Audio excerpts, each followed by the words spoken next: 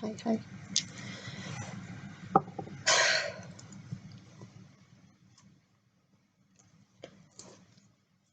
I don't really want to make this video for so many reasons. I'm not in the highest spirits today. Talking about this will probably reveal a bit more about myself than I would want to normally. I don't have this worked out like I have with a number of other things, meaning I haven't put it down on paper. And so it's all in here, but it's not cohesive. I don't feel like projecting my voice, and so who knows? Who knows if my computer actually picks up an audio of this? So that's an experiment. But this is something I think that is, in my personal opinion, very important to understand, acknowledge, and be aware of, so that one can navigate the world in a way that is optimal to them and their goals. And usually it's not a topic that I bring up, as it's not super relevant, but it has been brought up. So I just had the pleasure of passively participating in Grimwald Grizz's expectation adjustment, which is what I just did at the beginning of this video. I adjusted, hopefully, all of your expectations to not expect anything too wonderful. That sounded pretty terrible. If there's something wonderful, enjoy it. I don't know. You can expect something wonderful. Anyway, moving on. Chad made a comment, and Grim commented on that, and I think both statements that were made were true. And so Chad said, perhaps you're in a constant state of prayer, whether you like it or not. This is a view that I do take of the world, whether from a religious or secular stance. I think that, I believe that.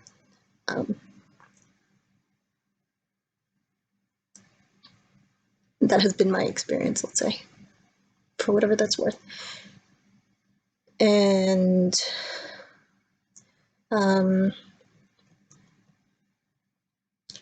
Sir Grimm's comment was that puts porn addiction in a whole new light. And I would maintain and confirm that that is indeed the case. And that not just porn addiction, but porn itself. So how do I talk about this?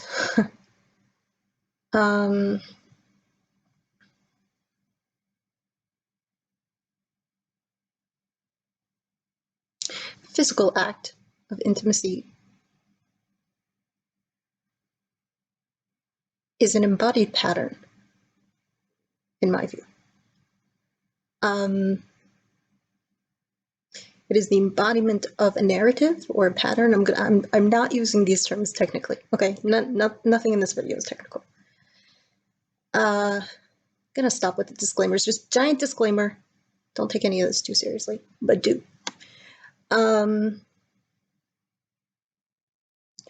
so, whether alone or with another human or humans, the act of intimacy, the act of sex, has these energetic patterns. There are, just as language and sound has tonality, and that has meaning, physical movement also has meaning. And when you string different bits of meaning together, like letters or words, they combine into, let's say, a narrative, a particular one. And The way I view the act of physical intimacy is sort of this acting out of a narrative, the embodiment of a narrative. It's like a microcosm of that narrative. And that has an intense effect, I believe, on a person's life and their health. It's why a healthy sex life is deeply connected to health and well-being. And an unhealthy one will thus correlate. I'm so annoyed. I really don't want to be making this video. I really don't, because I'm like, I'm struggling to make it, not make it make sense, but it makes sense in my head, and to express it is, I'm finding it annoying. For all the reasons previously stated. Porn. Different porn videos will contain, I guess, what vijeo or Vervaeke might, not Vervaeke, but vijeo would, forget about who, spirits. There is a spirit or spirits in these mediums. Now, whether the spirit is good or bad, remains up to interpretation. I am not defining all spirits of porn as good or bad. There's, I think, a valid and deep argument to be made that, like, certain form for adults, Jesus, certain forms of BDSM can be utilized as a tool for catharsis and to experience a spirit or to expunge a spirit, or so there are ways that this is done. The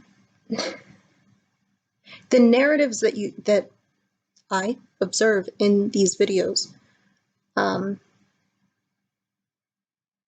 they're very powerful, and to the untrained eye, they wouldn't necessarily be, I think, rarely recognized. The problem is that, like Chad was saying, if you believe, like I do, that we're in a constant state of prayer, so to speak, if you are in, I don't want to use the word inviting, you're not inviting. It's not, oh, it's there. And if you engage with it, it sucks itself into you. Now, does it go through you and leave? Right? Or does it come into you and stay? Obviously, the problem with it, in this case, with addiction, is that repetition, and what is the spirit or spirits that are repeating. The thing is, if these spirits embody a narrative, so this is so uncomfortable for me, maybe for you, I don't know. I can look at it, you can give me 5 different porn videos, and I can look at them and analyze them, and based on the body language, the energy, I can say, okay, this is about this narrative. This one is about this narrative. This one is similar to this, but it's a slightly, we have so many narratives for human existence and all of this stuff. It's energetic.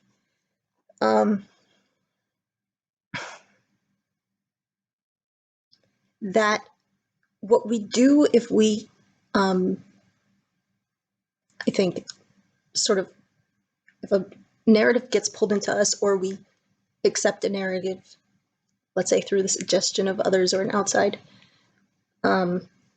like set, right? If we accept that suggestion,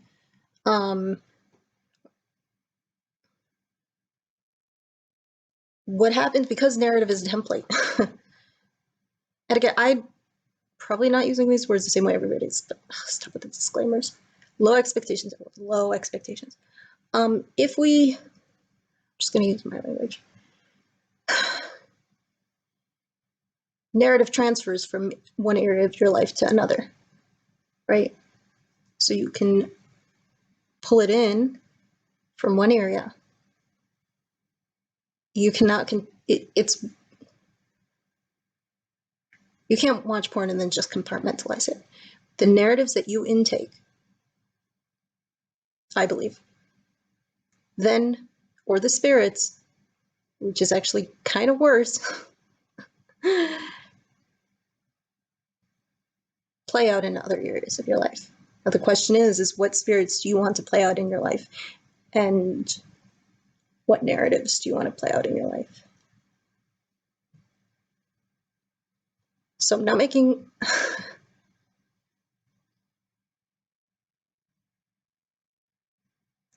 I'm not sitting here making an argument for or against porn.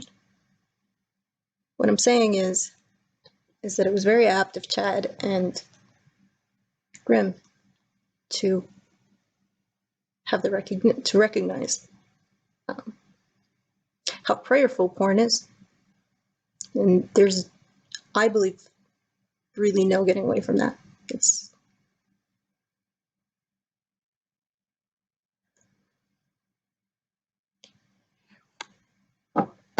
this concept of like spiritual, right? Sometimes secular people will talk about the word spiritual. You know, because I'm not a practicing religious Jew, sometimes people ask me about my, you know, how do I... And to those people, sometimes I tell them I'm a spiritual person, but I always kind of laugh inside a little, because I say that because it's something that other people understand. It's like, okay, so you're spiritual, but it's not like in the box of religiosity. But the truth of the matter is that the way that I see the world is that it is a world of material and spirit. I don't think a person could not be spiritual, because I personally believe that spirit is everything, everywhere. It's like a combination. It's a combo.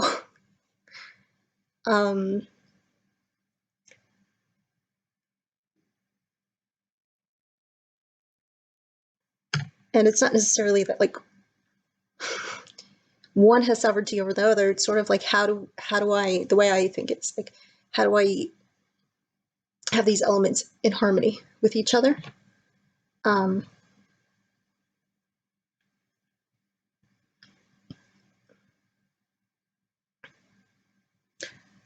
Where was I going with that? Yeah. So I see everything as inherently spiritual. So sex. Sex to me is, in my mind, the penultimate, the ultimate sort of combination of spirit and matter. And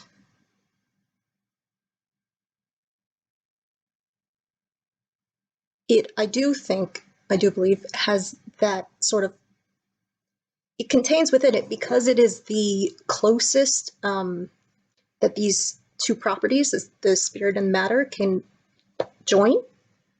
That like I can't think of any other example, right?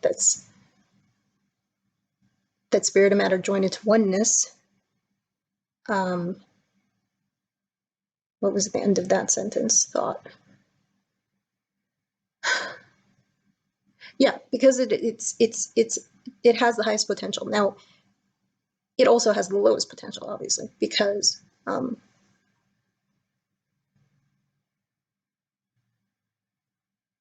yeah, there's a manner in which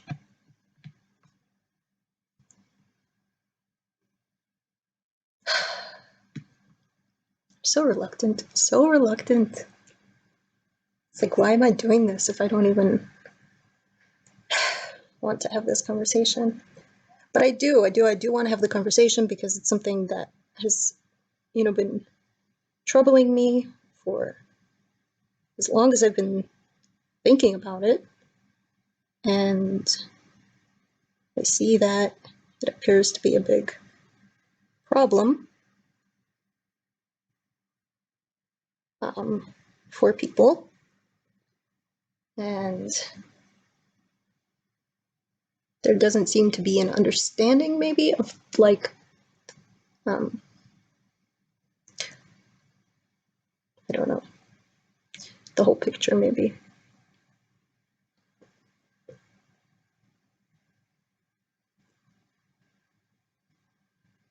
Of like what's happening with that thing,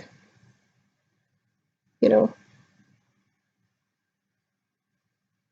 Because when I talk to men, it seems very apparent they know what's going, you know, they understand, they know what's going on.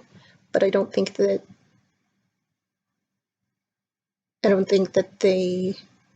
that most people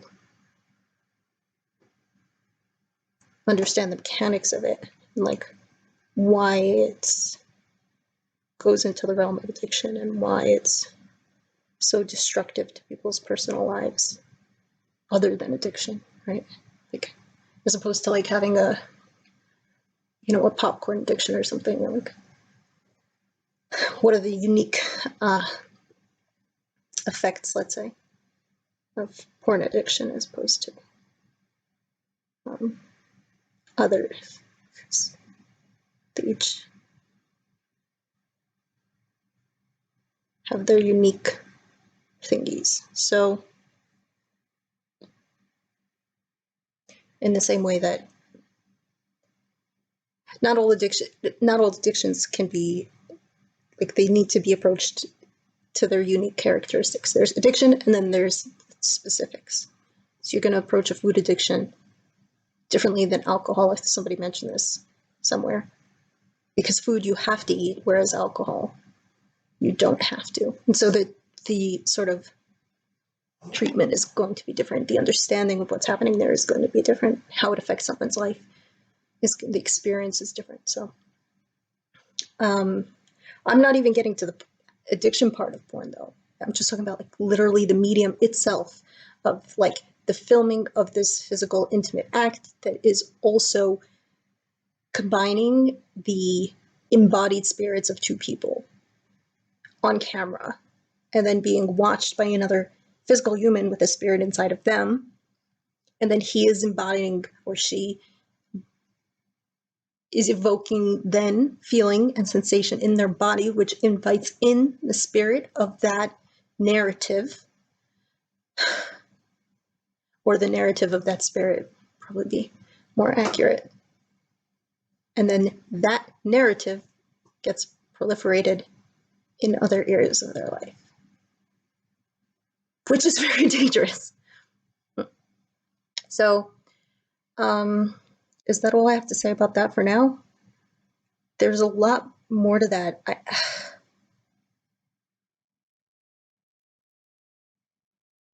wonder if I have any writing on this. I used to write a lot in Samsung Notes on my old phone, like 2 years worth of writing. I think backed up possibly somewhere. I'd be curious to see if I have any writing on this. I'd be curious to see if that backup still exists. So maybe I'll take a look. Maybe I'll post this video. Maybe I won't. I do know I'm going to do a top coat on these nails because that'll make them look all shiny and nice. And that's going to be it for now.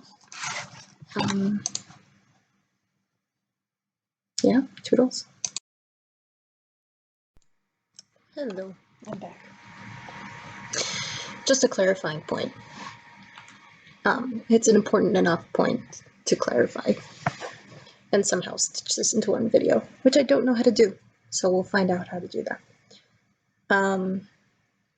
When I'm talking about narrative in the act of physical intimacy or sex or porn, I'm not talking about the plumber knocking on the door, and I'm not talking about the superficial narrative, the acting, any of that stuff. What I'm talking about is the narrative of like the second to second, moment to moment body language, and the combination of all of that and what that means. That is a far more complex, far more embodied, highly, that's a highly sophisticated sort of narrative, right? Story. So I just wanted to make that clarifying point in case anybody got confused, because I know there are stories that go with porn and all of that stuff. That's not what I'm talking about.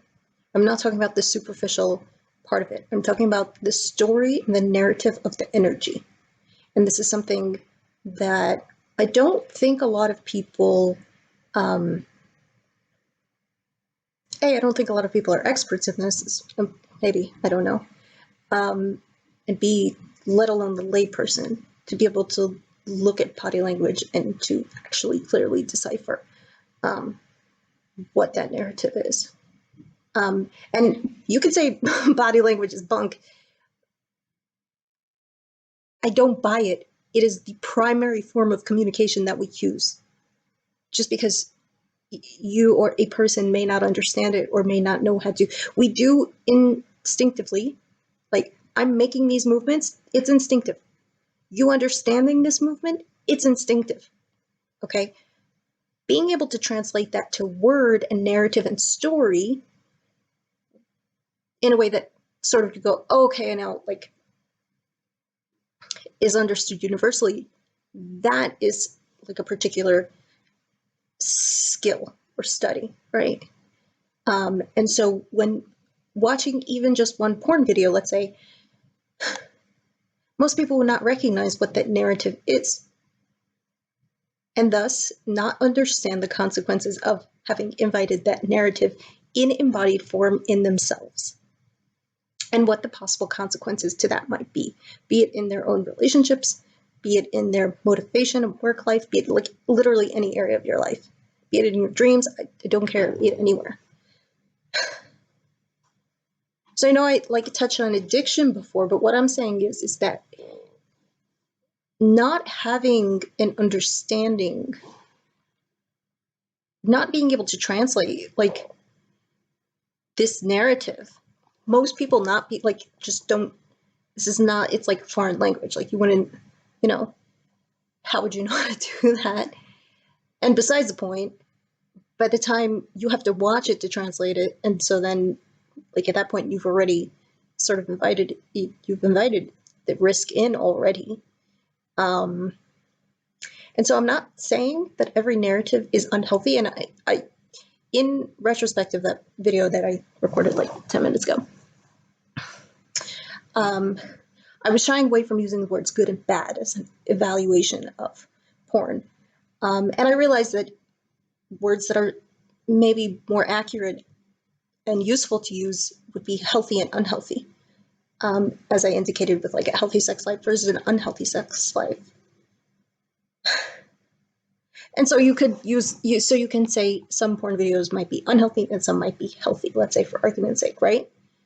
But that most, almost all do not fall into the category of healthy narrative that one is consuming and embodying, imbuing and embodying.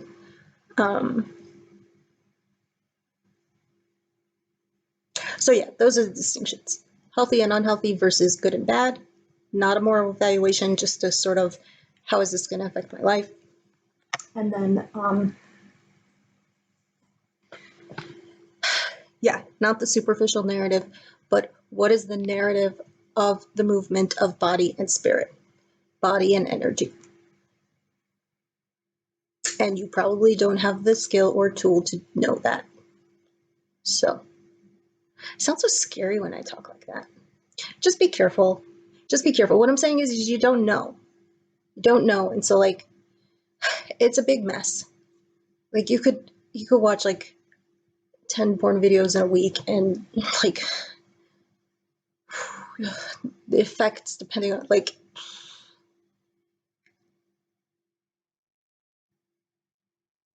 I'm just saying, if you want to have more agency and autonomy in your life over your brain space, your heart space, your body, embodiment, everything,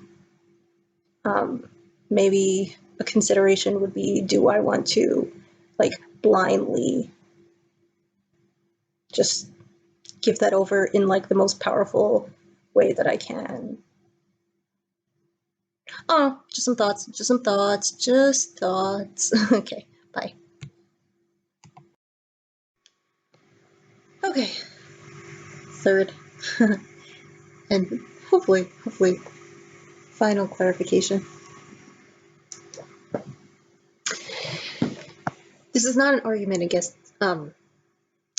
masturbation or sex. Masturbate. Have healthy sex, please. Please.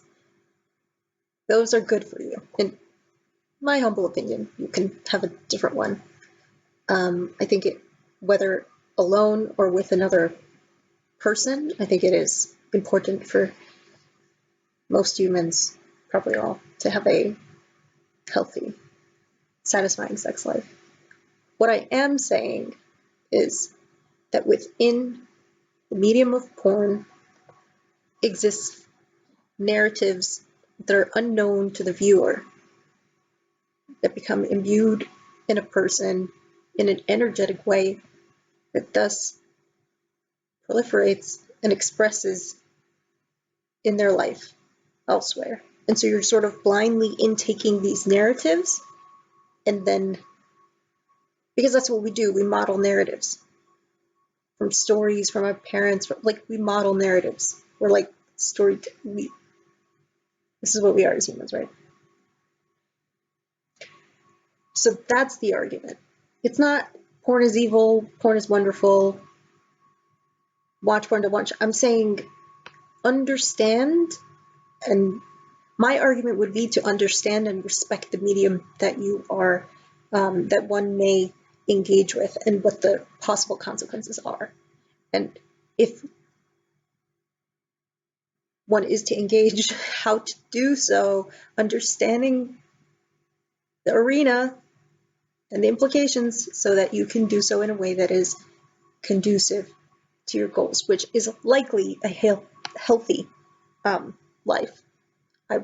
Most people I know are aiming to live a healthy, happy life to one degree or another. So, as opposed to unhealthy, unhappy. Most people don't like unhealthy, unhappy. Most.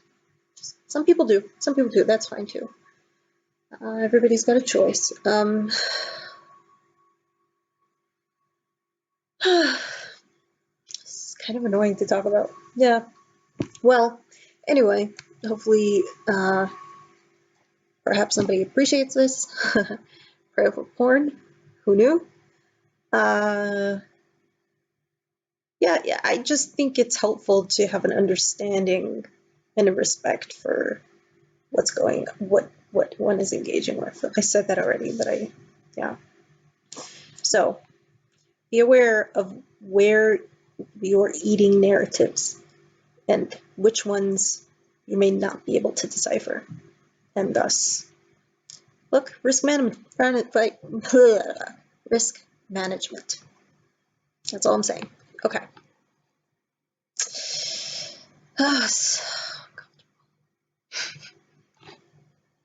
Bye.